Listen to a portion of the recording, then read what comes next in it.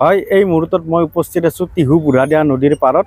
আৰু এই টিহু নদী বুঢ়াদিয়া নদীৰ যিটো দুই পাৰে প্ৰতি বছৰে বানপানীত যেনেকুৱা তাণ্ডৱ লীলা চলাই আছে, আৰু এই তাণ্ডৱ লীলা চলোৱাৰ অঞ্চলত নৈ পাৰে দাঁতিপাৰীয়া অঞ্চলখিনিৰ প্ৰায় 50খন 60খন গাঁও সৰ্থেবাৰী 9-17 এইটো পাৰে, আৰু সিটো পাৰে বজালী জিলাত বহুকেইখন গাঁও প্ৰতি বছৰে বানপানীত বুৰি ইয়াত খেতি পথাৰ প্ৰায় ধ্বংস বিধ্বংস কৰি পেলাইছে।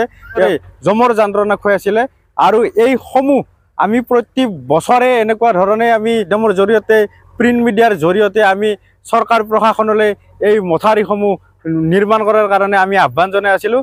কিন্তু আৰু ৰাইজেও সৰ্থেবাৰী ৰাইজে বিভাগীয় কৰ্তৃপক্ষৰ লগত যোগাযোগ কৰিছিলে, মুখ্যমন্ত্ৰী মহোদয়ৰ লগত যোগাযোগ কৰিছিলে। কিন্তু তাৰ যিটো ছবি, এই জিয়া ছবিটো হয়তো প্ৰশাসনৰ ওচৰত চৰকাৰৰ ওচৰত পৰিছে, আৰু এই চৰকাৰৰ ওচৰত পৰাৰ কাৰণে আজিৰ পৰা এই টিহু বুঢ়াদিয়া নৈৰ মথাউৰিৰ কাম আৰম্ভ কৰিছে।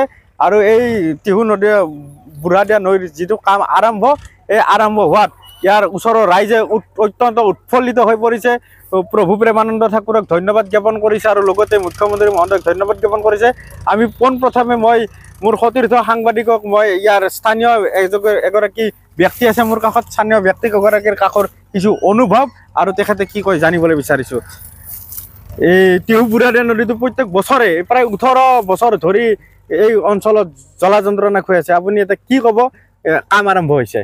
এই 18 বছৰে যিটো আমি জ্বালা যন্ত্ৰণা খাইছোঁ, এই নৈপৰীয়া সমাজে গম পায় ইয়াৰ দুৰ্দশা কিমান কষ্টকৰ বাৰিষা হ'লে।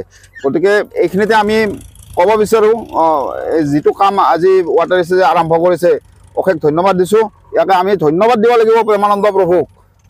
তেখেতৰ তৎপৰতাত আজি তেখেতে মন্ত্ৰী পীযুষ হাজৰিকা ডাঙৰীয়াক, আমাৰ মুখ্যমন্ত্ৰীক তেখেতে অৱগত কৰাইছিলে, আৰু পীযুষ হাজৰিকাক তৎক্ষণাতে ইয়াকে লৈ পঠাই দিছে। আৰু প্ৰেমানন্দ প্ৰভুই আশ্ৰমক নিনি প্ৰথমতে আমাৰ এই নৈপৰীয়া ৰাইজৰ ওচৰত দুৰ্দশাখিনি বুজাবৰ কাৰণে প্ৰেমানন্দ প্ৰভুৱে ইয়াত আহি উপস্থিত হৈছিল, মন্ত্ৰী পীযুষ হাজৰিকা ডাঙৰীয়াকে লৈ আহিছিলে।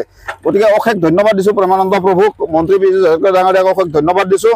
তেখেতৰ কথামতে কাম হৈছে, এইকাৰণে আমি ৰাইজ উৎফুল্লিত। আজি 60খন গাঁও আজি কৃষকে 18 বছৰে কাম কৰিব পৰা নাছিলে খেতিত, আজি কাম কৰাৰ লগে লগে সকলোৰে মনত এটা হাঁহি বিৰিঙ আছে, যাতে এইবাৰ আমি ভাল ধৰণে খেতি কৰিব পাৰিম। আমাৰ যিটো টিহুলচীমা পথৰ পৰা আমাৰ কালাতুলি হৈ এটা অংশ এই ভাঙা আছে, সেই ভাঙাখিনিৰো কাম আৰম্ভ কৰিছে আজি। আৰু এইখিনি হৈছে আমাৰ বটীয়া এই খৰিয়াৰ মাজত এইখিনি এটা বৃহৎ অংশ ভাঙিছে, এইখিনিও কাম আৰম্ভ কৰিছে। আৰু সিদিনা পীযুষ হাজৰিকা ডাঙৰীয়াই আহিছে বাৰিষাৰ সময়, গতিকে কাম কৰাৰ সময় নাই বুলি কৈ তেখেতক আমি জনোৱাত আমি কৈছিলোঁ, ৰাইজে কৈছিলোঁ, আমাৰ যিকেইটা ভাঙা স্পট আছে এইখিনি সোনকালে কৰি দিয়ক ছাৰ।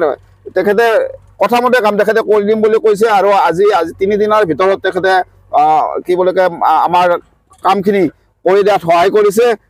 বিভাগীয় আমাৰ এই ৱাটাৰ ৰিচাৰ্জৰ মানুহ আহি ইয়াত তাৎক্ষণিকভাৱে কাম আৰম্ভ কৰিছে। কিন্তু এইখিনিতে আমি এটা কথা ক'ব লাগিব, তেওঁলোকে যিটো কাম কৰিছে আজি প্ৰথম দিন, গতিকে গাড়ী ধৰক 2খন গাড়ী লগাইছে যাতে বাৰিষাৰ সময়, গতিকে আৰু উন্নত ধৰণৰ মেচিন আনি সোনকালে কামখিনি কৰি দিয়ে যেন, এইখিনিয়ে আমি ক'ব লগা। হয়, এনেদৰে আৰম্ভ হৈছে টিহু বুঢ়াদিয়া নৈৰ যিটো মথাউৰি ৰিপেয়াৰিঙৰ কাম। আৰু ইয়াত স্থানীয় ৰাইজে অভিযোগো কৰিছে যে এই সন্মুখত বাৰিষা মাত্ৰ কেইদিনমান বাকী আছে, বহাগৰ মাহ আহিলেই বানপানীৰ আৰু পুনৰ আগমন ঘটিব।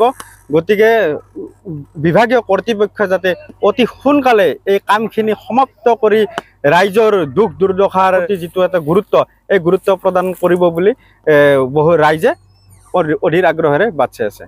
অমৃত প্ৰবাহ অসমীয়া সাপ্তাহিক কাকতৰ ডিজিটেল সংস্কৰণ অমৃত নিউজ, সত্যৰ সন্ধানত অমৃত নিউজ।